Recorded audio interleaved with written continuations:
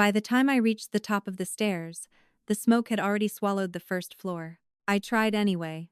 1 step. 2. Heat punched me backwards so hard my shoulder hit the hallway wall.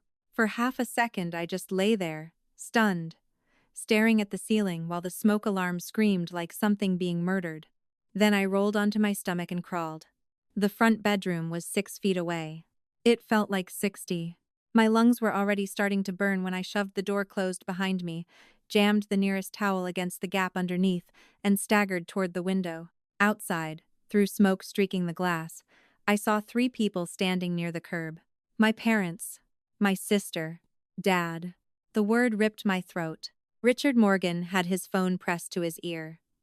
My mother had one hand locked around Avery's arm. I slapped both palms against the window. Dad, I'm up here. My father turned toward the house. For one stupid, desperate second, I thought he saw me.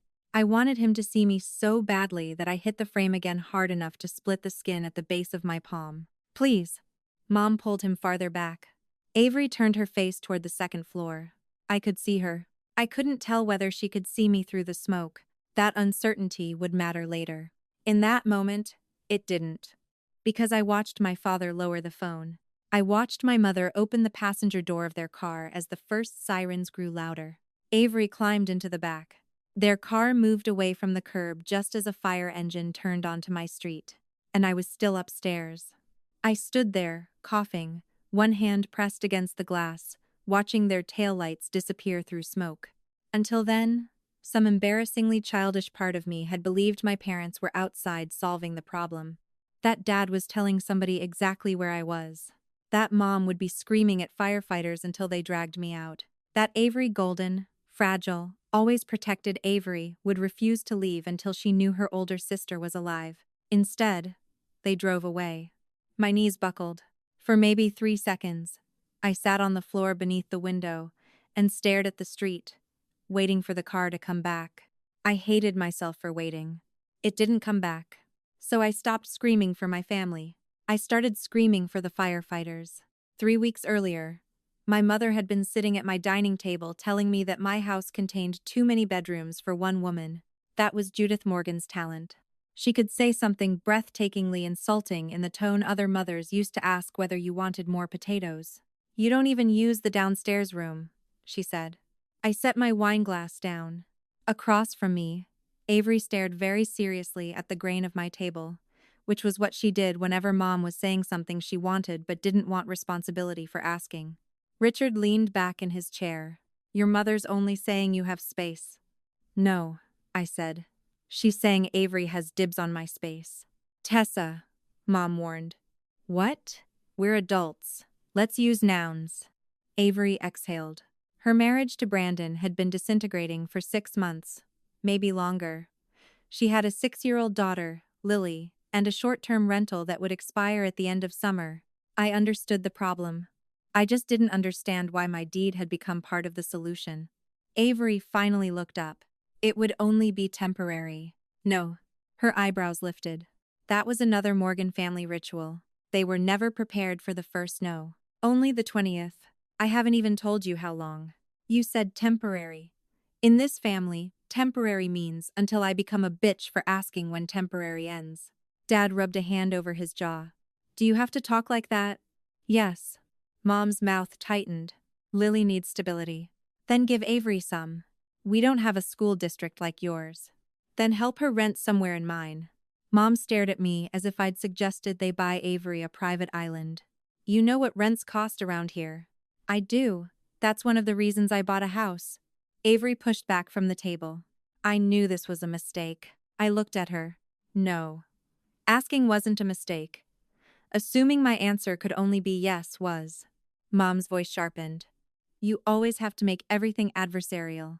And you always call it adversarial when I remember something belongs to me. Dad finally leaned forward. We helped you buy this place. There it was. $5,000. 7 years ago, when I bought the house, my parents had given me $5,000 toward closing costs. They had also signed a gift letter because my lender required it, confirming the money was a gift, not a loan, not an ownership interest, and not something they expected back. Legally, It was straightforward. Emotionally, my mother had been collecting interest ever since. I smiled without humor. You gave me $5,000 7 years ago and signed a document saying it was a gift. You didn't buy voting rights. Tessa, Dad snapped. What? You don't have to make everything legal. I laughed. You're trying to assign bedrooms in my house. Legal seems refreshingly specific. Mom folded her hands. Avery has a child. You have choices. That one landed exactly where she meant it to. My whole life, Avery's needs had been treated as facts. Mine were preferences. If Avery needed money, that was an emergency. If I needed privacy, I was difficult. If Avery needed help with Lily, family stepped up. If I needed a weekend where nobody asked me to fix anything, I was selfish. I looked at my sister. She didn't look back. Then, use one of yours, I said. Mom went still. Dad muttered, Jesus Christ. I stood. Dinner's over. Avery shoved her chair back. You know, not everything is about taking something from you. No. Sometimes it's just everybody standing around my table explaining why I should hand it over voluntarily. Mom stood too. You'll cool down. I laughed in her face. There were moments when I knew I should stop. That was one of them. I didn't. Keep waiting. Dad grabbed his coat. Mom followed. At the front door, she turned. You still keep the spare key with your father, don't you? I frowned. For emergencies. Exactly. I should have taken it back that night. I didn't. That was the kind of mistake people make when they still believe family and access are the same thing. They left. I locked the door behind them, went upstairs, opened my laptop, and answered an email from a client who had managed to create a public relations crisis by saying the phrase "off the record" to a reporter who had never agreed to anything of the sort. 15 minutes later, the smoke alarm went off. I remembered pieces of the rescue afterward. A firefighter shouting from below. The violent crack of glass somewhere. A voice telling me to stay near the window. My own hands shaking so badly I could barely follow simple instructions. Then oxygen. Cold night air. A mask over my face. Someone saying, "We've got her." After that, the world became fluorescent lights and fragments. When I woke properly, I was in a hospital bed with oxygen under my nose and a throat that felt scraped raw from the inside. My left palm was bandaged. My shoulder hurt. My head felt stuffed with wet wool. I heard Dad before I opened my eyes. What happens with the house? He sounded exhausted. Mom answered from somewhere beyond the half-closed curtain. The fire will handle the rest. Insurance will deal with the house. My eyes opened. Not fully. Enough. There was a pause. Then Mom spoke again. Avery. Metal clicked softly. Keys. Take these. I shifted my head, maybe half an inch. Through the gap in the curtain, I saw Mom's hand. My key ring wasn't there. Just one key on a faded blue tag. The spare. My spare. Avery hesitated. Are you sure? If Tessa can't deal with things for a while, someone needs to coordinate whatever's left. Mom, someone has to be practical. Avery closed her fingers around the key. I stared at her hand. My sister had known I said no.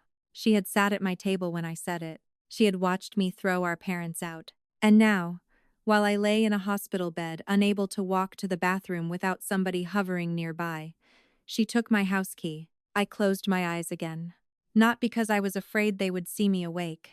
Because if I looked at them 1 second longer, I was going to speak, and if I spoke then, I would give my mother exactly what she had spent years teaching everyone to expect from me. The angry daughter. The vicious one. The one who always ruined things by saying the ugly part out loud. I needed facts first. Feelings could bleed later. Naomi arrived 40 minutes after I texted her. She had been my coworker, 8 years earlier, before both of us left agency life.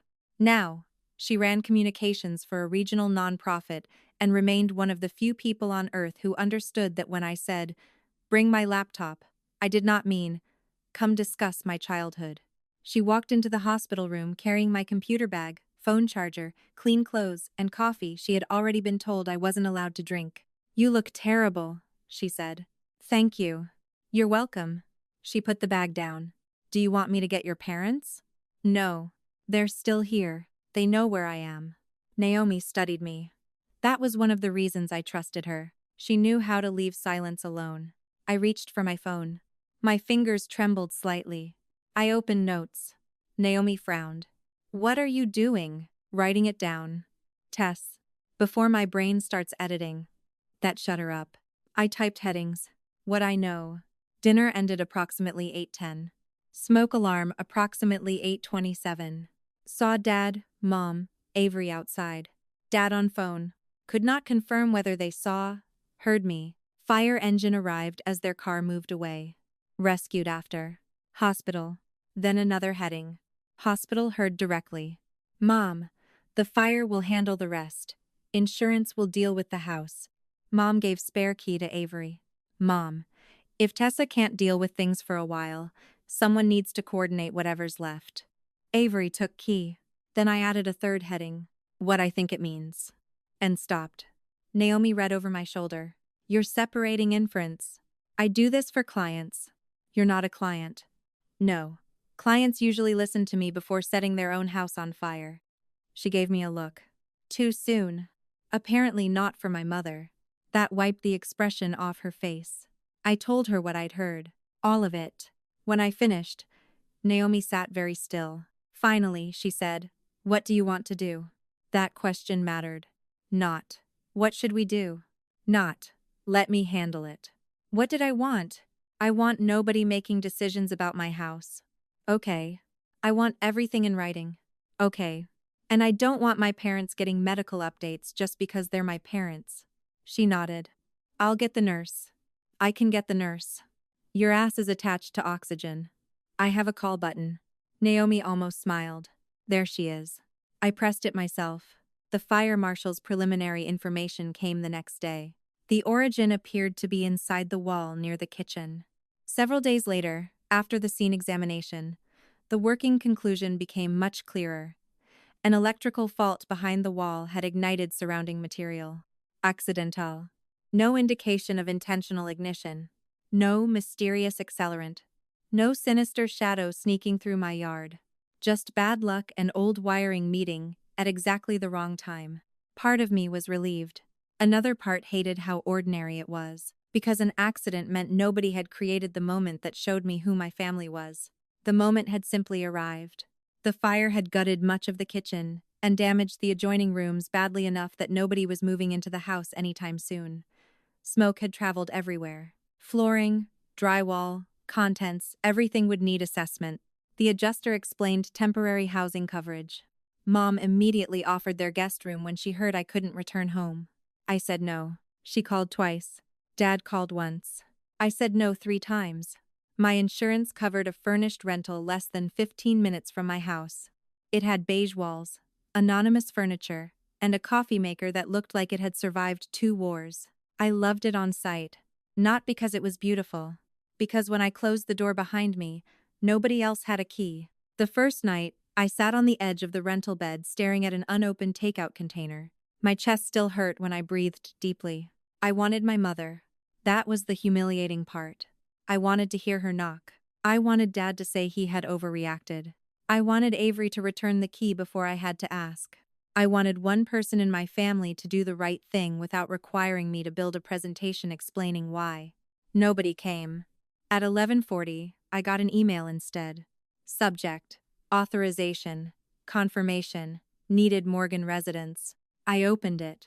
A restoration coordinator named Daniel Price wrote that a woman identifying herself as my sister, Avery Hale, had called earlier to discuss the property. According to the message, Avery had explained that I was hospitalized and that she had a spare key. She had asked to be listed as the family contact so she could help coordinate contents and next steps. Daniel had not authorized any work through her. No contract. No contents removal. No decisions. They needed written confirmation from the owner or insured party before accepting instructions. Good company. Wrong sister. Naomi was sitting across from me, eating noodles directly from the carton. What? I turned the laptop toward her. She read it. Oh, that's one word. You have another? Several. Most aren't useful in writing. I started typing. Not to Avery. To the restoration company.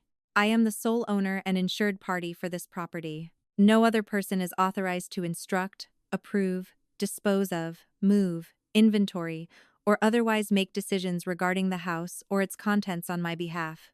Please preserve all communications concerning attempted third-party authorization and direct all future requests to me in writing. I read it twice, sent it. Then I emailed the insurer with the same instruction.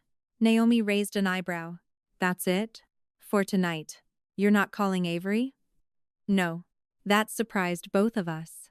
I could feel the old response vibrating under my skin. Call her. Demand the key. Ask what the hell she thought she was doing. Say the cruelest accurate thing available. I had always been good at accurate cruelty, but I had seen my mother hand Avery the key. Now I had proof Avery tried to turn that key into authority. Calling her would tell them exactly how much I knew. So I closed my laptop. Not yet. Naomi looked at me for a moment. You're scary when you're patient. I'm discovering that. My phone buzzed. Not Mom. Aunt Laura. My mother's younger sister and one of Judith Morgan's most reliable reinforcements.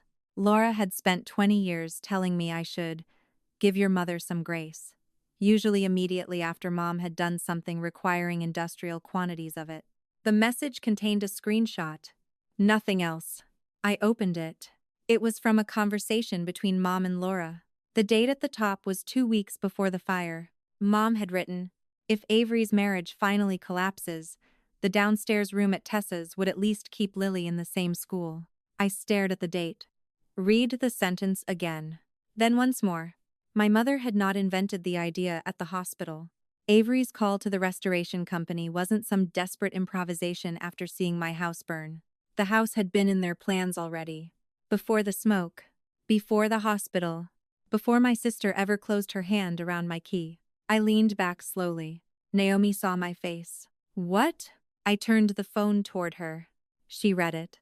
Neither of us spoke for several seconds. Then I looked back at the message and felt something inside me settle. Not calm. Something colder than calm. 3 weeks earlier, I had put my answer in writing. Avery was not moving into my house. My family had heard me. They had simply never considered my answer final. And for the first time since the fire, I knew exactly what question I needed answered next. How long had they been planning my future without me? The answer came faster than I expected. Not from Avery. Not from my father. From my mother. By 9 the next morning, Judith had already taken control of the story. My phone started buzzing while I was standing barefoot in the furnished rental kitchen, trying to decide whether instant oatmeal counted as breakfast or a cry for help. The Morgan family group chat had 23 unread messages. Mom's was pinned at the top because everyone had reacted to it. Please give Tessa some space. She's been through something terrible and she's lashing out. Avery was only trying to help while Tessa was in the hospital. For a few seconds, the room seemed too small. Not because of what she said. Because of what she didn't. No mention of the spare key. No mention of the restoration company. No mention of the fact that I had already told Avery she was not moving into my house. Just trauma. Just poor, unstable Tessa. Snapping at everyone because she'd inhaled too much smoke. Aunt Carol had responded with a praying hands emoji. Cousin Mark wrote, everybody needs to take a breath. Someone else said Avery had enough on her plate already. My fingers moved before my judgment caught up. You handed my house key to Avery before I'd even gotten the smoke out of my lungs, and she called a restoration company pretending she could act for me. Don't rewrite this into me being emotional because I noticed. Mom replied almost instantly. There, that tone. This is exactly what I mean. Heat climbed into my face. A paragraph formed under my thumbs. Then another. Some of it was accurate. Some of it was designed to hurt. I sent both. By the time Naomi arrived 30 minutes later, carrying coffee I was finally allowed to drink, I had 12 new messages and 3 relatives asking me privately whether I was okay. She took one look at my face. What happened? I handed her the phone. Naomi read the thread slowly. Her eyebrows went up once. Then again. When she finished, she scrolled back. She never answered your accusation. She didn't need to. Apparently, I'm the accusation. Naomi tapped the screen. She took your reaction and distributed it. The coffee stopped halfway to my mouth. What? She didn't defend the key. She didn't explain Avery calling the company. She turned your response into the subject. A bitter laugh came out of me. Congratulations. You've discovered my childhood. Maybe. Naomi handed the phone back. But you gave her good material. That irritated me because it was true. A screenshot from one of my cousins arrived less than a minute later. Mom had sent him only the section where I called the entire situation a lifetime subscription to Judith Morgan's bullshit. None of the lines above it, none below. Just the part where I looked exactly like the daughter she had warned everyone about. For years, I had assumed my temper frightened my mother. Sitting there with my coffee cooling between my hands, another possibility formed. Maybe she had never been afraid of it. Maybe she had been waiting for it. The thought bothered me enough that I did something my family would have considered unnatural. I stopped replying. By early afternoon, the restoration coordinator had cleared a short, supervised visit to the property, so I could inspect what was accessible and confirm next steps. Naomi drove because my doctor had told me not to drive yet, a restriction I resented with the passion of someone who hated needing rides, even before almost dying in a fire. The house looked smaller behind the temporary fencing. That was the first thing I noticed. Not ruined. Not cinematic. Just wounded. The lower windows were blackened. Part of the siding near the kitchen had blistered from heat. Through the front opening, stripped of its damaged door hardware, I could see plastic sheeting and industrial equipment. Daniel Price met us outside. "Glad you're doing better," he said. "Define better." He gave me the cautious smile of a man who worked around insurance claims and had probably learned never to answer that question. A locksmith was already scheduled because the front lock and door assembly had been damaged. That solved one problem without drama. Any spare key my parents possessed was about to become a souvenir. Daniel walked me through what his company had documented so far. No contents had been removed except what firefighters had shifted during suppression and what investigators had handled during examination. No restoration contract had been signed by anyone other than me. No member of my family had been granted unrestricted access. "What exactly did Avery ask for?" I said. Daniel checked his tablet. "She said you were hospitalized, that she had a key, and that she was your sister. She wanted to know whether she could be listed as the family contact." "Did she say I authorized that?" He read for another second. "She said she was handling things for the family while Tessa recovered." Of course she did. A sentence soft enough to sound helpful, vague enough to mean whatever she needed later. "Did your office tell her no?" "We told her the owner or insured party would need to provide authorization before she could instruct us." Good. Avery had tried the door. The door had not opened. That mattered. Not because it made her innocent, because facts were starting to sort themselves into cleaner piles. What she had done, what she had tried to do, what my mother had claimed, what I could prove. The locksmith removed what remained of the damaged hardware while I stood nearby. When the new lock clicked into place, something in my chest loosened. Not much. Enough. The contractor handed me the new key. "Need copies?" "Not yet." Naomi glanced at me. I closed my fingers around it. That small piece of metal felt more useful than every argument I had made in the previous month. On the drive back, my phone rang. Avery. I let it ring. Then again. On the third attempt, she sent a message. "Can we please talk without Mom?" I stared at it long enough for Naomi to notice. "You going to answer?" "Eventually." "Progress. Don't sound so proud." The next morning, I agreed to meet Avery at a coffee shop halfway between my rental and hers. Public place. No parents. No Lily. That last part mattered. My niece was 6. She was not going to sit at a table while 2 adults used her future as ammunition. Avery arrived first. She looked exhausted. No makeup. Hair pulled into a knot. A coffee she hadn't touched. When I sat down, she said, "You look better." "Then smoke inhalation?" "Tess, you asked to talk." She looked at the table. "Mom gave me the key." "I know. She said somebody needed to handle things." "I know that too. I thought you'd be out of it for days." "You called a restoration company." "I called to ask what was happening." "You asked to be listed as the family contact." Her mouth tightened. "I said I was family." "Family isn't authorization." Avery rubbed both palms over her jeans. "I wasn't trying to steal your house. That's a comforting standard. Can you stop?" "No." Her eyes came up. "You knew I had said no." A pause. "Yes." You took the key anyway.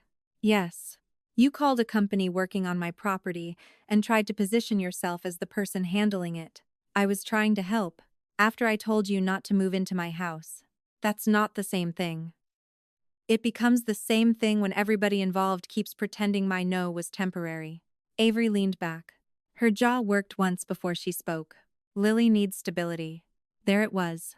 Not a threat. Not a lie. A real need attached to a 6-year-old child. Which was exactly why it had so much power. She does, I said. Avery blinked. Apparently she had been ready for a fight. Then you understand. I understand Lily needs somewhere stable near school. Yes. Mom and Dad can use their money to rent you somewhere near her school. Her expression changed. That's not realistic. Then Brandon can meet his obligations. You can adjust your budget. You can move districts. You can ask me to help you look at rentals. Her shoulders stiffened. But don't use your daughter as a shield for taking my house. I am not taking your house. You accepted a key after I said no. Because Mom gave it to me. You're 33, Avery. You can receive a key and still decide not to use it. Her eyes went shiny, but no tears fell. I was grateful for that. The old version of me would have hated myself for noticing. How long? I asked. Had Mom been telling you my house was an option? Avery looked away. That was answer enough to keep asking. How long? I don't know. Try. A while. What does that mean? She talked about possibilities. When? Tessa, I don't remember dates the way you do. Of course she didn't. Dates were my annoying little obsession until dates became inconvenient. Before the fire, Avery said nothing. The cafe noise suddenly felt louder. Milk steaming. A cup hitting a saucer. Someone laughing near the door. Before the fire? I repeated. Yes. My hand tightened around my coffee. Not revelation. Confirmation. The screenshot from Laura had already pointed there. Hearing Avery say it made the shape harder to dismiss. Did Mom tell you I had agreed? No.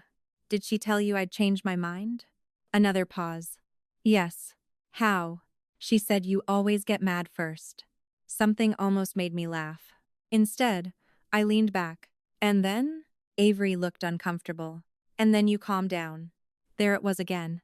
Not my no. My mood. My decision had never been treated as a decision. It was a weather pattern. Something to wait out. Avery whispered. I didn't think it would go this far. Neither did I. That was the closest we came to agreement. The call from Aunt Laura came that evening. Until then, she had been represented in my head by exactly two things: sensible shoes and unsolicited advice about my mother. Her voice sounded irritated before she even said hello. I need to clarify something. Good evening to you too. Judith told people I agreed you've always been unstable. My back straightened. Did you? No. That surprised me enough to shut me up, Laura continued. She wrote in the group that even I agreed you'd always been volatile. I never said that. Then why send me the screenshot? Because when I told her to stop using my name, she said I should understand difficult daughters after everything with Emma. Emma was Laura's oldest daughter. They had gone through a rough estrangement several years earlier. I didn't know the details because Laura had never offered them. And unlike my mother, I considered that a reason not to pry. What exactly did she say? Laura exhaled hard. Something about me knowing how hard it is when a daughter decides she's the victim. The edge in her voice sharpened. She had no right to bring Emma into this. No, and she had no right to put words in my mouth. There it was. Laura hadn't suddenly discovered I was the innocent princess of the Morgan dynasty. Judith had simply stepped on the wrong person's boundary, while trying to reinforce her own story. That made Laura's help more believable to me than loyalty would have. I need the full thread, I said. Silence. All of it? All of it. Not cropped screenshots. Why? Because context matters. You sound like your mother. No. She uses context when it helps her. Laura made a noise that might have been a laugh. I'll send it. 10 minutes later, 22 screenshots arrived in order. I saved them in a folder, then backed them up. Then, opened the original message from Mom. Stop telling people we planned this before the fire. You're making something ugly out of a family trying to help. My thumb hovered. The old answer was ready. So was the smarter one. When did you first discuss Avery living in my house? 3 dots appeared immediately, then disappeared, then returned. After the fire, obviously. I stared at the sentence. No anger this time. No rush. Just recognition. Laura's screenshot had been dated before the fire. Avery had just admitted Mom discussed the house before the fire. Now Judith had put after the fire, obviously, in writing. I saved it. Didn't argue. Didn't correct her. Didn't send the screenshot back with a red circle around the date like an overachieving prosecutor. For once, my mother had given me something useful because I had resisted the urge to tell her she was wrong. That realization was disturbingly satisfying. The next call came from Dad. His name appeared on my screen close to 10 that night. Normally, he didn't call that late. For several seconds, I considered letting it go to voicemail, then answered. Hey. His voice was quiet. How are your lungs? The question caught me off guard. Still attached. I'm serious. So am I. He sighed. Are you sleeping? Not great. Did you get into the temporary place? Yeah. Is it decent? Beige. Dad laughed once. A real laugh. The sound went through me more easily than I wanted. For the next few minutes, he did something extraordinary. He asked about me. Not Avery. Not the house. Me. Whether the coughing was improving. Whether I needed groceries. Whether I had enough clothes because so much at the house smelled like smoke. The stupidest part of me, the 21-year-old, still sitting in a car waiting for somebody to open the front door, leaned toward every word. Then Dad said, Come over Sunday. My grip on the phone tightened. For what? Dinner. With Mom? She lives here. Hard pass. Tess. No fighting? No fighting. No house discussion? A pause. Just dinner. Hope is embarrassing when you know better and want it anyway. Still, I heard myself say, Fine. 6? 6. Dad was quiet for a second. Then he said, Maybe if Avery could stay there after the repairs for just a few months, your mother would calm down. There it was. So soft I almost missed the knife. My eyes closed. Dad. I'm only saying. No, you said dinner. It is dinner. You lasted 6 minutes. Tessa. Lily needs. I know what Lily needs. Then maybe stop making everything a line in the sand. I looked around the furnished rental. Beige couch. Beige carpet. Cheap lamp. One new mug I had bought that afternoon because I was tired of drinking from cups selected by an insurance inventory service. Nobody else had a key. Nobody else had decided which room they deserved. I'll come Sunday, I said. Dad went quiet. You will? Yes. Maybe that surprised both of us. But I'm not agreeing to Avery moving into my house. I didn't say you were.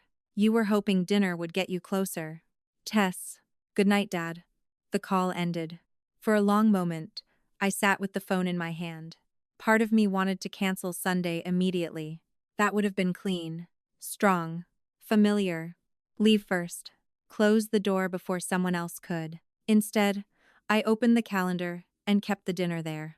Not because Dad had changed my mind. Not because Mom deserved another chance.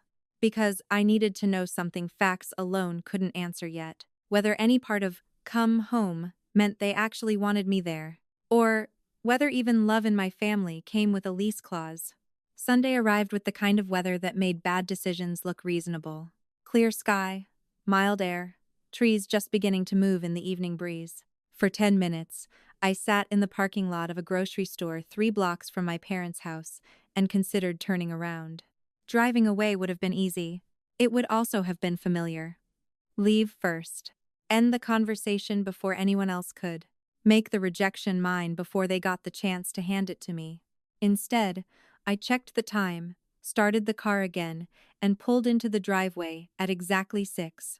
Dad opened the door before I knocked. For a second, neither of us said anything. Then he looked me over. You're too thin. Hello to you too. I'm serious. Smoke inhalation. Terrible diet plan. Wouldn't recommend it. His mouth twitched. Then he stepped aside. The smell hit before anything else. Pot roast. Carrots. Rosemary. Mashed potatoes with too much butter. The meal Mom used to make whenever one of us was sick as kids. That irritated me more than if she had served takeout. Mom came from the kitchen, wiping her hands on a towel. There you are. No accusation. No dramatic sigh. No mention of the house. Just that. There you are.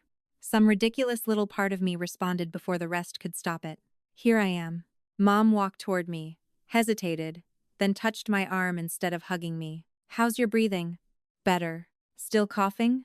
Sometimes. You should sit. I know how chairs work, Dad muttered.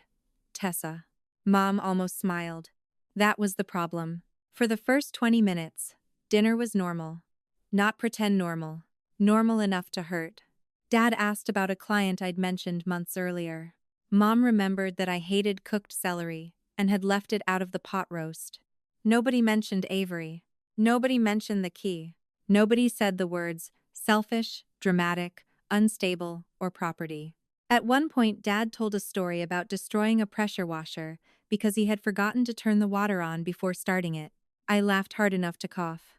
Mom immediately reached for my water glass. The gesture was automatic. So was the way I let her. Two truths sat at the table with me. My mother had handed my sister a key to my house while I was hospitalized. My mother had also remembered I hated celery. Apparently, adulthood was discovering that people could injure you without becoming monsters in every other room. I hated the complexity of that. Hatred would have been easier. Mom passed me the potatoes. You barely took any. I'm pacing myself. You always say that and then eat half the pie. There's pie? Dad pointed his fork at her. Now she's staying.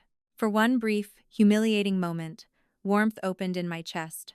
Maybe Dad had meant it. Maybe dinner could just be dinner. Maybe the reason I kept getting hurt was that Hope had the survival instincts of a cockroach. Mom waited until the plates were nearly empty. Then she set down her fork. I just wish you'd stop treating Avery like she tried to steal something from you. There it was. The old reflex came fast. A flash of heat. A dozen answers. Most of them excellent. Instead, I picked up my water and drank. Dad stared at his plate. Mom watched me. What? She said. Nothing. You have that look. What look? The one where you're building a case. That almost made me smile. Did you tell Avery my house was an option before the fire? Mom blinked once. Not dramatically. Just enough. We talked about possibilities. When? Tessa. That's not a date. Dad leaned back. This isn't a deposition. Good. Then nobody needs an attorney to remember whether it was March or May. Mom's jaw tightened. You see, this is what makes talking to you impossible. No. What makes talking to me inconvenient is that I remember the original question. I invited you here for dinner. And I came. Then stop interrogating us.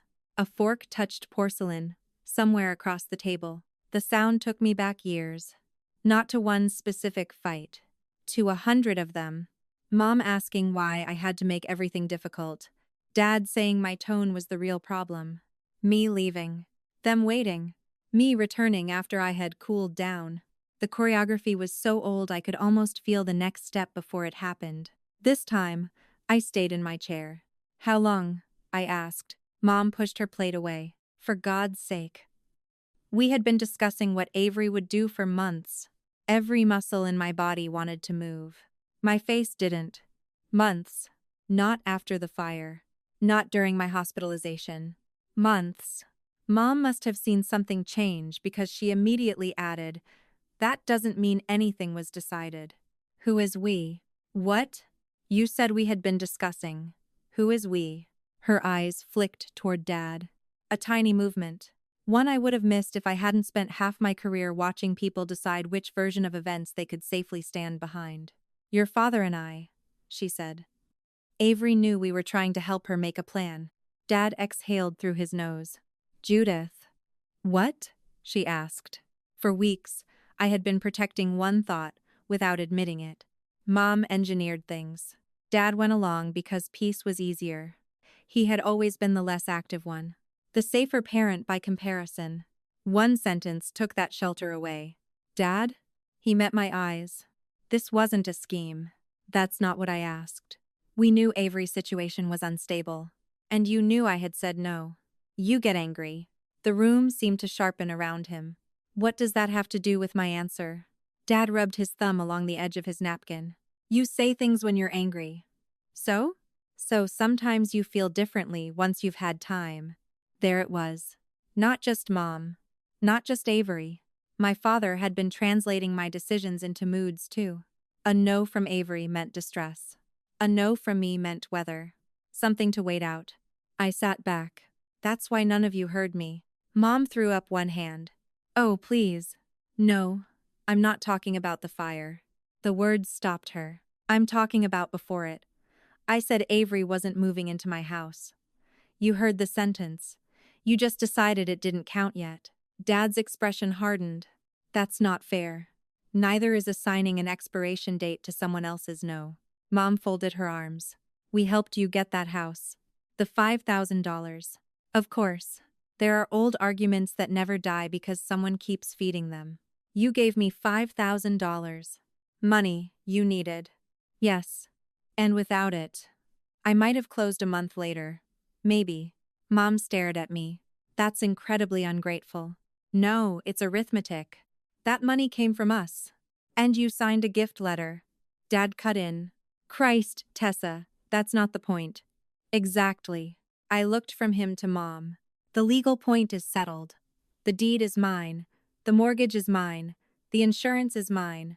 The gift letter says your money wasn't a loan and didn't buy an ownership interest. Mom gave a short laugh. You always hide behind paperwork when you don't want to admit what people have done for you. Something ugly rose in my throat. A sentence about all the things I had done for them. Every crisis I had fixed. Every time I had dropped plans because Avery needed something. Every holiday I had swallowed an insult to keep Mom from making the whole evening about my reaction. The old version of me would have dumped all of it onto the table at once.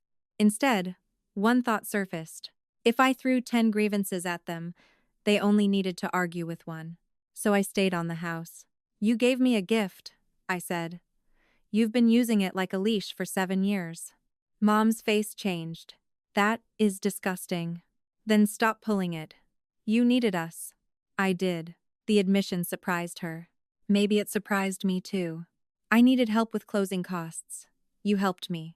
I was grateful. I'm still grateful. None of that turns $5,000 into a permanent claim on my home. Dad shook his head. Nobody said permanent claim. You planned which daughter would use my downstairs bedroom after I explicitly said no. Mom leaned toward me. Because one daughter has a child to think about, and the other one has a life. You always have choices. There was the sentence again. The one that sounded like praise until you lived inside it long enough. Tessa can manage. Tessa will recover. Tessa has choices. Avery needs us. My competence had become the excuse for why I deserved less consideration. Something inside me settled. Not healed. Not forgiven. Settled. Mom must have mistaken that for surrender. Her voice softened. Sweetheart, nobody is trying to take anything from you. The word sweetheart nearly did what every insult had failed to do. It made me want to believe her. That scared me more than anger did. I pushed my chair back. Dad frowned. Where are you going? Home. Mom gave a bitter laugh. There she goes again. My hand paused on the back of the chair. Usually that sentence could pull me right back into the ring. Not tonight. No, I said. You don't get a performance tonight. Mom stared. What is that supposed to mean? It means dinner's over for me. Tessa, sit down. Dad's voice had the old authority in it. The one that still made some part of my spine remember being 16. I picked up my purse. No. One syllable. No defense. No speech. No slammed plate. Mom followed me into the entryway. If you walk out every time you hear something you don't like, nothing will ever get resolved. My hand closed around the doorknob. 21 years old. Dad telling me not to bother coming back. 10 minutes in a car, waiting for footsteps. Nobody coming. The memory arrived so cleanly that for a second I could smell the old vinyl seats. Turning around would have been another kind of surrender. Not because staying was brave. Because they still expected me to prove my seriousness by fighting until everyone was exhausted. I heard exactly what I needed, I said. Then I left. The car door shut with a normal click. No dramatic slam. No tires squealing. The porch light glowed in the mirror. 30 seconds. That was how long I gave myself. At 10 seconds, I hated that I was counting. At 20, I looked toward the front door. At 30, it remained closed. I started the engine. The drive back to the rental took 14 minutes. At a red light, my phone buzzed. Mom. I didn't open it. At the next light, Dad. Didn't open that either. By the time I parked, the urge to turn around had passed. Inside, the beige apartment looked exactly as boring as I had left it. For the first time, boring felt luxurious. I opened my laptop and wrote one message to both parents. Anything involving my house is in writing from now on. Mom replied within a minute. This is ridiculous. No response. Dad sent, fine. I saved both. Then closed the laptop. The next morning, I woke before my alarm and lay there expecting anger. Instead, work came to mind. Actual work. A client had a leadership team preparing for an interview after an employee walkout. 2 weeks earlier, I had pushed the meeting because I could barely get through 15 minutes without coughing. Now I showered, put on a blazer over a shirt that didn't smell faintly of smoke, and opened the video call from the rental dining table. The first executive started answering a hypothetical reporter question with a 5-minute explanation. You're making it worse, I said. He stopped. How? You're answering the accusation you're afraid they'll make instead of the question they asked. His communications director laughed. I didn't. Again. 30 seconds. He tried again. Better. Something unclenched behind my ribs. My brain still worked. My life had not become one endless evidence folder labeled Morgan. After the call, I went downstairs, walked 3 blocks, and bought a plant. Nothing symbolic.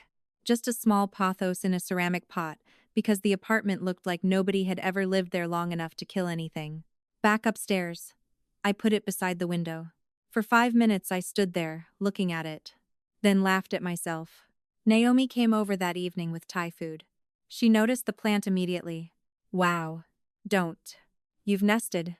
It cost $12. Today a pothos. Tomorrow throw pillows. I will evict you. She handed me noodles. We ate at the little rental table without discussing my parents for almost 20 minutes. That was intentional. For the rest of the evening, my phone stayed face down in the bedroom. No messages, no screenshots, no explanations. The world did not collapse because I stopped monitoring it. That lesson should not have felt revolutionary. It did. When we finally opened the laptop, I created a clean document, not a rant. A chronology. March 14th.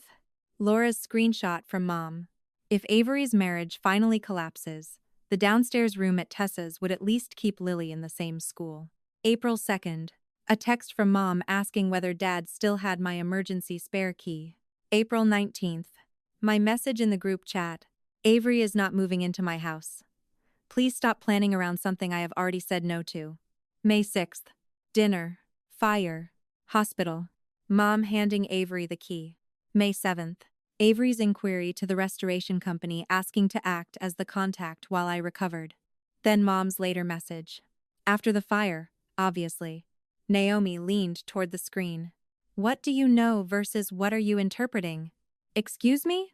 She pointed at one entry. You wrote that the key proves they intended Avery to take over the house. I frowned. That's what it means. Maybe. But what does it prove? Annoyance flashed, then faded. Fair question. The key proved Mom gave Avery access. The restoration email proved Avery tried to establish herself as the contact. Neither proved that anyone expected legal ownership to transfer. I changed the wording. Naomi kept eating noodles. That was all she did. She didn't build the timeline. Didn't tell me what the conclusion should be. Just made sure I wasn't forcing the evidence to confess to something it had never said. By midnight, the document was tighter, more annoying, more difficult to dismiss. Aunt Laura's full thread arrived the next afternoon. Dozens of messages. Most were ordinary complaints. Avery's marriage. Lily's school. Mom complaining that I was impossible when I got something into my head. Then the line I was looking for. Written before the fire. Tessa will fight us on it, but she always cools down eventually. I read it twice. Not because the language was dramatic, because it was ordinary. That sentence explained 20 years. They had never needed my consent. Only patience. Let Tessa bark. Let her storm out. Let her swear. Let her block somebody for a week. Then wait for the soft part of her to come crawling back toward the table. My phone buzzed while the thread was still open. Mom, Laura says you're collecting messages like evidence. What kind of daughter does that? My thumbs moved instantly. The first response contained 3 profanities and a reference to her pathological need to control every room she entered. It was excellent. I deleted it, typed another, deleted that too, then sent one sentence. What did you mean when you told Laura I would cool down eventually? The typing indicator appeared. Stopped. Appeared again. A minute later, the paragraph arrived. Because we had been talking about Avery staying there for months and you always get dramatic before you come around. That doesn't mean anybody was plotting against you. It means your father and I know you better than you think we do. My pulse kicked once. Months. Again. Your father and I. Again. You come around. Again. Mom had spent days insisting the house discussion became urgent only because of the fire. Now, trying to defend herself, she had connected the entire thing in writing. I took a screenshot, then another showing the full timestamp. Saved the conversation. Exported a copy. Dropped it into the chronology folder. Naomi was on my couch reading something on her tablet. She looked up. What happened? I turned the phone toward her. She read. Her eyebrows rose. Are you going to answer? No.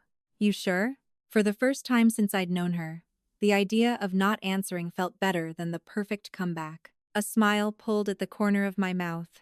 Don't stop her. Naomi looked at me. I looked back at Mom's paragraph. For years, she had depended on me getting angry enough to make her story believable. Now she was doing something far more useful. She was explaining. And every time she explained, the version she had built around me got a little smaller, while mine became harder to erase. By Monday morning, my mother had explained herself into another contradiction. Aunt Laura sent me the screenshots before 8. The first message from Mom said, "We only asked Avery to help because of the fire. Tessa is turning an emergency into some conspiracy." 3 messages later, after Laura challenged her about the date on the downstairs bedroom text, Mom wrote, "Of course I'd already talked to Tessa in April. Avery's marriage was falling apart. What was I supposed to do? Pretend my granddaughter didn't need stability?" I read both messages twice. Same conversation. Same morning. 2 versions of when the plan began. That was the thing about people who believed they owned the story. They rarely noticed when yesterday's explanation collided with today's. My phone buzzed again. This time, it was Mom directly. Sunday, 6 o'clock. Your aunt, your father, Avery, and a few others will be here. Everyone deserves to hear the truth instead of screenshots being passed around. A laugh escaped me. Naomi looked over from my rental couch. What? I held up the phone. Apparently we're having an intervention. For you? Obviously. Who else is ruining the family by insisting words have dates? Naomi put down her coffee. You going? The answer arrived before fear could dress itself up as caution. Yes. She studied my face. You sure? Completely. That didn't mean I wasn't afraid. It meant I was done letting fear choose the room. For years, any gathering arranged by my mother came with invisible furniture. She sat at the head. Dad validated whichever version required the least disruption. Avery cried or withdrew. Relatives filled the gaps with phrases like, maybe both sides and you only get one family. Then I got angry.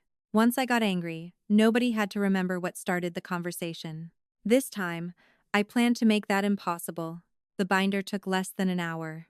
That surprised me. Part of me had imagined I would need an archive box, color-coded tabs, maybe a whiteboard large enough to frighten an accounting firm. Instead, the strongest version fit into something I could hold in one hand. The deed. The old gift letter, showing my parents' money, had been exactly that, a gift. The family message from April where I wrote, in plain language, Avery is not moving into my house. Laura's full message thread. The restoration company's intake note showing Avery had tried to become the family contact after the fire. The fire report confirming the cause had been accidental. Mom's later messages, contradicting herself about when the house became part of Avery's plans. My hospital note went in too, but I marked it for what it was. My memory. Not independent proof. No theatrics. No accusation of attempted murder. No sentence claiming I knew what they had heard or seen outside my window.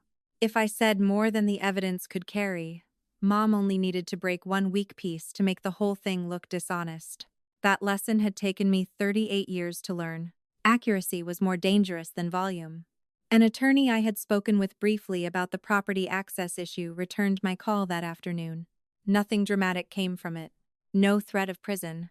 No promise to destroy anyone.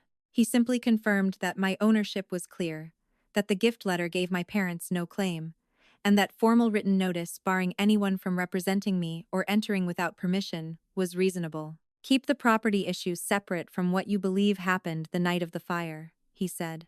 I am. If you cannot prove intent, don't accuse them of intent. I'm not going there to prosecute them. A pause. Then why go? I looked at the binder on my table. To stop being prosecuted by them. After the call, Naomi asked if I wanted her to come Sunday. No. You sure? Yes.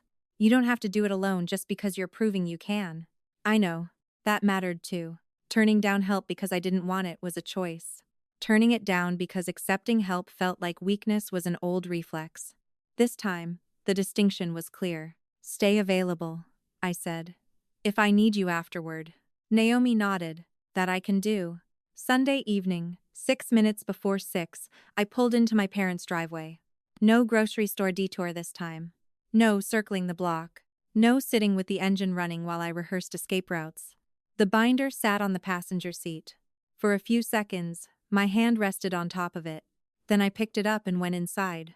Mom had arranged the dining room exactly as expected. Judith at the head.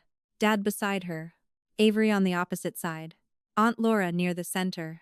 2 cousins and my mother's older brother filled the remaining chairs. One seat had been left open near the doorway. Mine. I almost smiled. Mom gestured toward it. Sit down.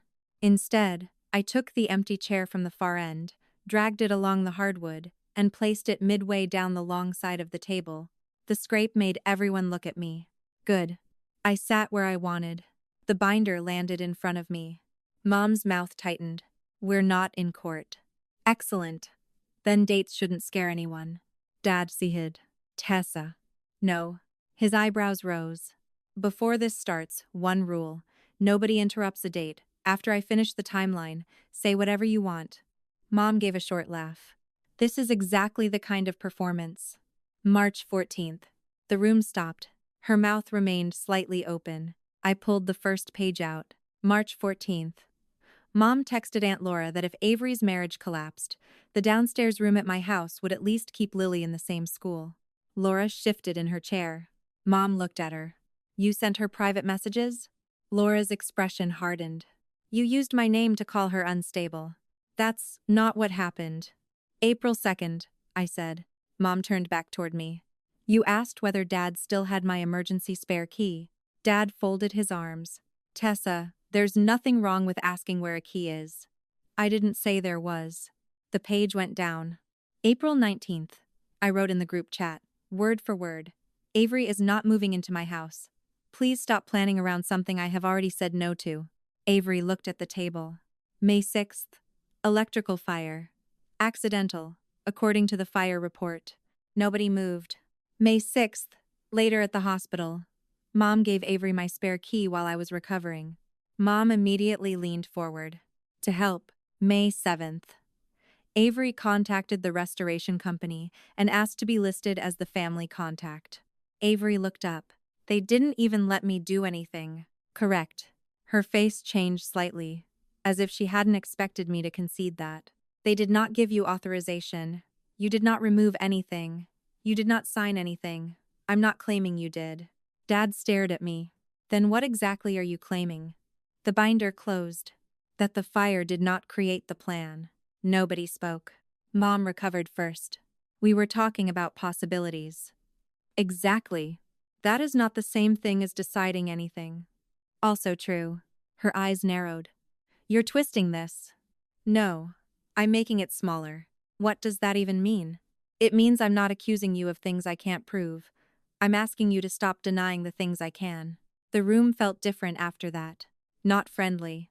Just harder for anyone to escape into exaggeration. Mom pushed back from the table. Avery was going through a separation. Lily needed to stay near her school. We discussed options. That's what parents do. Whose options? Her jaw tightened. Our families. My house isn't a family option. We helped you buy it. I slid the gift letter across the table. $5,000. 7 years ago. Gift letter, signed by both of you. Uncle Robert glanced at the page without touching it. Mom didn't. This is disgusting, she said. Reducing everything we've ever done for you to paperwork. No, I'm reducing your ownership claim to paperwork. We never claimed ownership. You claimed authority. Dad rubbed both hands over his face. Nobody was trying to take your house. Then why did my no never end the discussion? He lowered his hands. No answer came. Mom had one. Because you always overreact first. There it was. Not even buried. We knew you would calm down eventually, she continued. You always do. You get furious. You make everything ugly. Then after a week or two you come back to reality. Aunt Laura looked toward her. Mom kept going. Avery needed stability. We knew you had the room. We knew you weren't using it. We knew once you got over being territorial. Thank you. She stopped. For what? For answering the question. What question? Whether you ever considered my no final. The room went still again. Mom's face hardened. This is ridiculous. Maybe. But ridiculous had documentation now. Avery spoke before Mom could continue. What was I supposed to do? Her voice wasn't loud. That almost made it harder. Lily needed somewhere stable. Brandon was barely paying what he was supposed to. My rental was ending. Mom said you'd eventually understand. A familiar ache moved under my ribs. My niece had done nothing wrong. That was exactly why everyone kept placing her in front of the argument like a human shield. Lily does need stability, I said. Avery blinked. Then why are you acting like... Because Lily needing stability and you being entitled to my house are two different facts. She's 6. I know how old my niece is. You don't have children. The sentence came from Mom. Of course it did. I turned toward her. And? You have no idea what it's like to worry about a child having a safe place to sleep. The old anger surged so fast my fingers tingled. There were 100 ways to answer. Most of them would have been satisfying for about 10 seconds. Instead, I looked at Avery. Ask Mom and Dad to use their money to rent you somewhere near Lily's school. Dad shifted. That's not the point. Ask Brandon to meet his obligations. Avery opened her mouth. Ask me for rental listings. Ask me to look over a lease if you want. Ask me whether I know a reputable moving company. Mom scoffed. How generous. Then I looked directly at my sister. But don't put a 6-year-old between you and a deed with my name on it. Avery's face flushed. I'm not using Lily. Then stop mentioning her every time I say my house isn't available. Nobody had a quick answer to that. For years, my parents had made my independence sound like unused capacity. Extra bedroom, extra income, extra time. No husband, no child, no excuse. Anything I had built became evidence that somebody else needed it more. This was the first time I had said the quiet part without apologizing for the volume. Mom pushed her chair back. You are unbelievable. Probably. You sit there with your little binder, like none of us ever loved you. That landed harder than the insult I knew was coming. Because love was the one thing I still wanted to believe existed underneath all of this. Maybe she saw something in my face. Maybe not. I couldn't know. Her voice sharpened anyway. You've always been a vicious, selfish bitch when you don't get your way. Every face at the table shifted toward me. There it was. The opening. The one I had spent my entire life taking. A sentence formed instantly. I knew exactly where my mother was insecure. Exactly which old wound would shut her up. Exactly how to make the room remember my words long after it forgot hers. The sentence reached the back of my teeth. I let it die there. Maybe. Mom stared at me. So did everyone else. Then I leaned back. But I'm still the bitch whose name is on the deed. Uncle Robert coughed into his hand. Laura looked down, but I saw the corner of her mouth move. Mom's face went rigid. I opened the binder once more and removed a single sheet. This is written notice. Nobody here has permission to enter my property without my authorization. Represent me to an insurer or contractor. Promise use of my house to anyone. Or make plans based on access to it. Dad's chair scraped backward. For God's sake, Tessa. No. That's enough. It actually is. I slid the notice toward the center. I'm done arguing ownership. Mom laughed without humor. You think waving paperwork around makes you powerful? No. My hands were completely steady now. Saying no and meaning it does. Dad stood. Your mother got carried away. The sentence hit a different nerve. Not because it was new. Because it was old. Your mother said. Your mother decided. Your mother gets emotional. The passive husband standing beside the active wife. Somehow innocent because his hands had stayed in his pockets. I turned toward him. Who was we? His forehead tightened. What? Mom said you had been discussing Avery's housing for months. Who was we? He glanced at her. Then, back at me. Your mother and I talked. Did you know I had already said no? Tessa. Yes or no? Mom snapped. Stop talking to your father like he's on trial. He held up a hand. Yes. The answer was quiet. It hurt more that way. Did you still agree my house should be part of Avery's backup plan? Dad looked toward the window. I thought Avery and Lily needed the help more. The room disappeared for half a second. Not literally. Everything was still there. Wood table. Half-full water glasses. Laura's purse on the floor. Dad standing 10 feet away. But the sentence reached backward through years and named something I had spent too much time trying not to understand. Avery needed help more. Avery needed protection more. Avery's instability created obligations. My competence erased them. No need to accuse him of choosing whether I lived or died. The truth I actually had was painful enough. Then help them, I said. Dad frowned. What? With something that belongs to you. Nobody moved. Mom started to say my name. Laura interrupted for the first time. Then why did you tell everyone this only started after the fire? Judith turned on her. I did not say that. Laura reached for her phone. Yes, you did. This is exactly what I mean. Everyone is twisting private conversations. Uncle Robert pushed his chair back. I need some air. My cousin Michelle stared at Mom. Another cousin said quietly. I still think Judith was trying to help Avery. Thank you, Mom said immediately. I almost laughed. One person. One sentence. And she grabbed it like a life raft. That was when I understood something useful. She didn't need everyone to believe her. She only needed enough noise to keep the room from settling on one version. Not tonight. Avery wiped under one eye and looked at me. So what happens now? A year earlier, I might have answered too much. Explained the repairs. Explained what I would do with the house. Explained whether I might ever help. Explained how badly I still wanted her to admit she had known better. Instead, I stood. What happens to my house is my decision. Mom stared up at me. And what happens to this family?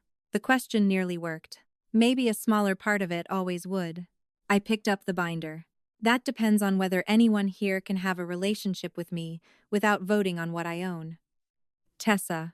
Dad's voice followed me toward the doorway. I stopped. Not because he had authority, because I chose to. You don't get to vote on whether what happened to me counts, I said. You don't get to vote on my house. And you don't get to vote on whether my no means no. No one answered. That was fine. For once, the lack of an answer didn't feel like abandonment. It felt like the conversation had finally reached the edge of their power. Outside, evening air hit my face. The car was parked exactly where I had left it. The old habit came automatically. Get in. Close the door. Wait. Maybe Dad would come out. Maybe Mom. Maybe somebody would finally choose me while I was still close enough to see it. My hands stayed on the steering wheel. 30 seconds passed. The porch door did not open.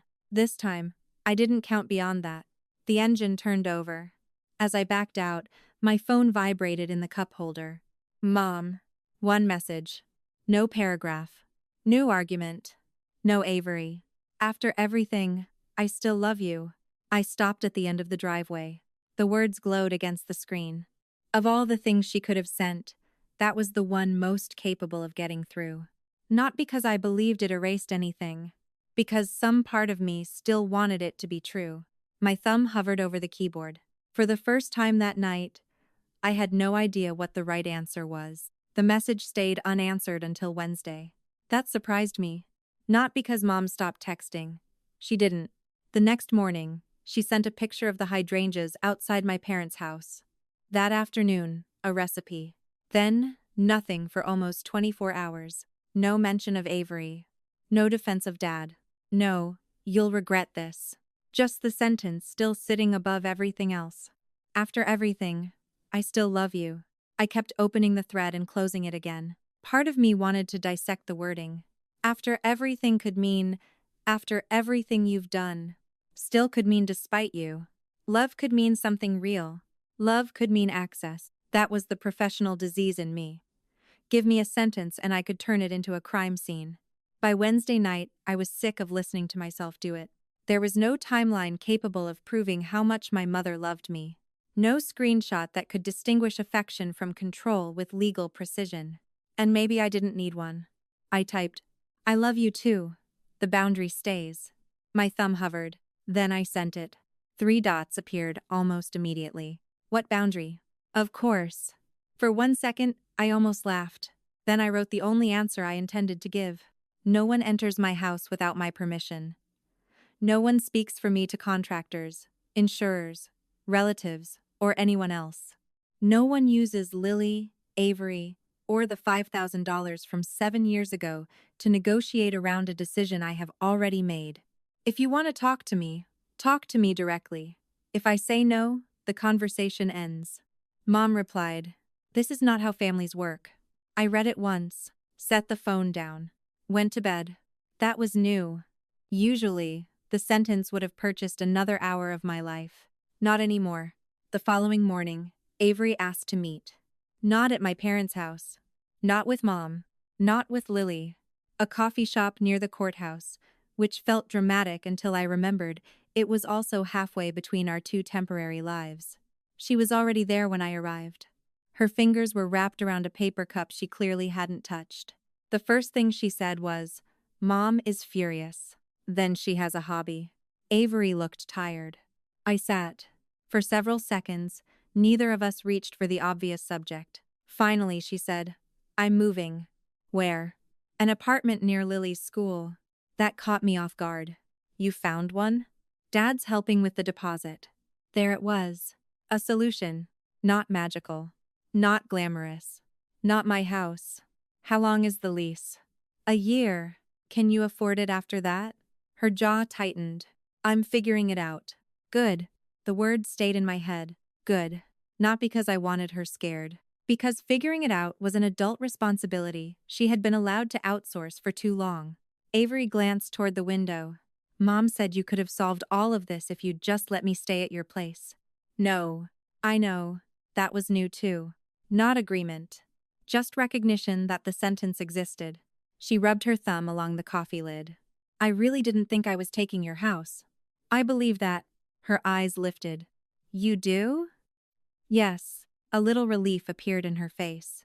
I didn't let it settle. "I think you believed needing something badly enough made the question of ownership less important." The relief vanished. "That's not fair." "It's exactly fair." I was desperate. Desperate people still make choices. You make everything sound so simple. No. I make it sound like it belongs to the person who chose it. She looked away again. "I never asked Mom to hand me that key." "But you took it." Avery flinched. "Small. Visible. Yeah. And you knew I had said no." Yeah. There was nothing triumphant about hearing it. No satisfaction. Just the strange heaviness of getting exactly the answer you'd already known. "I'm not asking you to beg," I said. "I wasn't going to." Good. That almost pulled a smile out of her. Almost. "What are you asking?" she said. "Nothing." She frowned. For once, nothing. That seemed to bother her more than a demand would have. I leaned forward. "Get your apartment. Deal with Brandon. Build something stable for Lily that does not depend on Mom promising you things she doesn't own." Avery's eyes narrowed. "You think Mom is the whole problem." "No." "Then what?" "I think Mom built the road. Dad paved it. You kept driving because it was convenient." The sentence sat between us. Avery did not argue. That mattered. Not enough to fix anything. Enough to leave space where something honest might someday grow. You still love me? She asked. The question was so naked it irritated me. Maybe because it sounded too much like my own. Yes. Her face changed. So we're okay? No. She stared. Love is not the same thing as okay. Avery swallowed, then nodded once. Slowly. You always make things harder than they have to be. Probably. That time, neither of us fought about it. Dad contacted me 2 days later. He asked to meet at a diner near the river. Public place. Neutral ground. He was already in a booth when I arrived, drinking coffee from a mug that looked older than both of us. I sat across from him. Mom know you're here? His mouth tightened. I'm not sneaking around. That wasn't an answer. Yes, she knows. Good. I was done participating in side channels. Dad folded his hands around the mug. I thought Avery needed us more. No warm-up. No weather. No pretending this was about coffee. The directness hurt more than a polished apology would have. That's the first honest thing you've said. He looked down. I never wanted you hurt. My shoulders tightened. There were a dozen directions that sentence could have gone. The fire. The window. The car leaving. The hospital. None of them could be resolved by pretending I knew what he had seen that night. So I stayed with what was mine. Then don't ask me to pretend what happened felt safe. His eyes came back to mine. I called 911. I know. I told them you might still be inside. You told them you weren't sure. I wasn't. Neither was I. Not about what he had seen through smoke and distance. That uncertainty was ugly enough without me turning it into certainty because certainty would hurt better. Dad rubbed one palm over the back of his other hand. I should have stayed. The diner noise seemed to recede. Not disappear. Just move farther away. A waitress set a plate at another table. Someone laughed near the register. My father looked older than he had at dinner. Maybe he was. Maybe I was simply looking harder. Yes, I said. He nodded once. No excuse followed. For a moment, I wanted to reach across the table. That frightened me. Not because touching him would erase anything. Because some part of me still associated affection with surrender. That was a habit I was tired of carrying. So I let the feeling exist without obeying it. Dad took a breath. What happens now? Between us? He nodded. You don't come to my house without asking. I wouldn't. Good. Then that one will be easy. He almost smiled. Don't bring messages from Mom. His smile disappeared. Don't ask me to change my answer for Avery. Don't use the $5,000 again. Don't explain my boundaries to other people like they're symptoms. Dad looked toward the window. And if I mess up? Then I decide what happens next. His eyes came back. Not anger. Not relief. Just something I couldn't name from across a diner table and had no right to pretend I could. Okay, he said. That was all. Not forgiveness. Not reconciliation. A condition. For now. That was enough. The house took months to become a house again. At first, every visit felt like walking into evidence. This wall had smoke damage. That window was where I had stood screaming. The kitchen was reduced to framing before it became drywall again. The old front door disappeared. New flooring went down. Paint samples covered a section of the rental's dining table until Naomi threatened to report me for crimes against beige. You have chosen 6 versions of the same white, she said. They're different. They are crimes with different names. Go home. Not until you pick one. I picked the warmer one, just to stop her talking. Then something unexpected happened. The decision had nothing to do with Mom, or Avery, or what the house had represented. I simply liked it. That startled me more than it should have. For months, almost every decision had been defensive. Who gets access? Who sees this message? Who said what first? What can I prove? What should I save? Now I was standing in a hardware store choosing cabinet handles because I wanted the kitchen to feel different. Not safer. Not victorious. Mine. There was a difference. Work returned in pieces too. 1 client became 2. Then 3. I turned down a 4th because the contract was bad and because, for once, I did not need exhaustion as proof that I was functioning. On Sunday mornings, I stopped checking the group chat before breakfast. Eventually, I muted it. No announcement. No dramatic exit. Just one less room where other people got to enter my day before I had coffee. Aunt Laura called a few weeks after the meeting. "I owe you an apology," she said. "For which decade?" "Tessa." "Sorry." Reflex. She exhaled. "I repeated things Judith told me without asking you first." "Yes." A pause. Apparently she had expected me to rescue her from discomfort. "I didn't." Finally she said. "I should have checked." "Yes." Another pause. "You could make this easier." "That would defeat the lesson." Laura laughed despite herself. Then her voice turned serious. "People have stopped letting her send messages through them." "What does that mean?" "She called Robert and asked him to tell you something. He told her to call you herself." A smile pulled at my mouth. "And?" She hung up. That sounded like Mom. Laura continued. "Michelle asked her whether the house plan started before or after the fire." "What did Mom say?" "Long story." "Of course." She kept changing the answer. There was no grand social collapse. No mass rejection. No public disgrace. Mom still had people who sided with her. Still had people who thought I was too harsh. Still had people who believed an older sister with more resources should give more because she could. But something had shifted. Her version no longer arrived pre-approved. People asked dates. People asked whether I had actually agreed. People asked whether helping meant having permission. For a woman who had spent decades treating narrative like inherited property, that was consequence enough to begin with. Then came the locksmith. The restoration was nearly finished when he met me at the front door one Friday afternoon. New frame. New hardware. New deadbolt. The front hall smelled faintly of paint and cut wood instead of smoke. That alone almost stopped me. He tested the lock twice. "Good." Then he held up 3 new keys. "How many spares do you want?" The question reached deeper than it should have. For 7 years, my father had held one.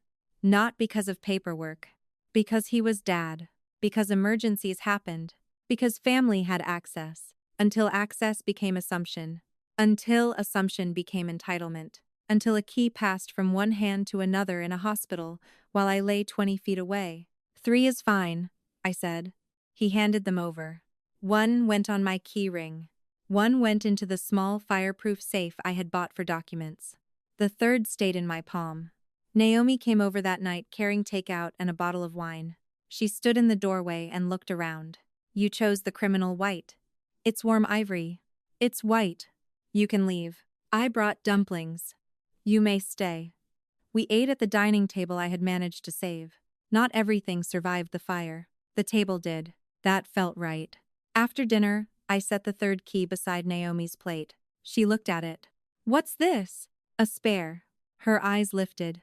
"For me?" "No. For a random woman named Naomi who respects boundaries and brings dumplings." She picked it up. "You sure?" That question mattered. Not I'm family. Not obviously. Not finally. "You sure?" "Yes." "Okay." She slipped it into her bag. Nothing exploded. The earth did not tilt. Trust did not feel like surrender. Apparently, that had been another lie I'd spent years believing. My phone buzzed near my elbow. The screen lit. "Mom." Naomi glanced at it and then back at her food. No question. No instruction. No look telling me what a healthy daughter would do. The decision remained exactly where it belonged. With me. For a second, I watched my mother's name glow against the screen. I still loved her. That had not gone away. Neither had the memory of pot roast without celery, or the key in Avery's hand, or the sentence in the hospital, or the way Mom could turn a gift into a leash and a boundary into a diagnosis. All of those things were true at the same time. Maybe maturity was not choosing the most flattering truth. Maybe it was refusing to amputate half of reality just because contradiction hurt. The phone kept buzzing. Years ago, I would have answered immediately, because some part of me was terrified the call might contain the apology I had waited my whole life to hear. Months ago, I might have blocked her because anger felt cleaner than wanting anything. This time, I turned the phone face down. Naomi pushed the dumplings toward me. "You want the last one?" "Yes." "Fight me. I own the house. I make the rules." "That is not how dumplings work." I laughed. The sound filled the room without bouncing off anything sharp. Later, maybe I would call Mom back. Maybe tomorrow. Maybe not. The point was no longer whether she could reach me. The point was that reaching me did not give her control. Across the room, my new key hung from the hook by the door. One spare rested in my safe. One belonged to someone I had chosen. For the first time in my life, access to me wasn't hereditary. I still loved them. I just no longer confused love with a key.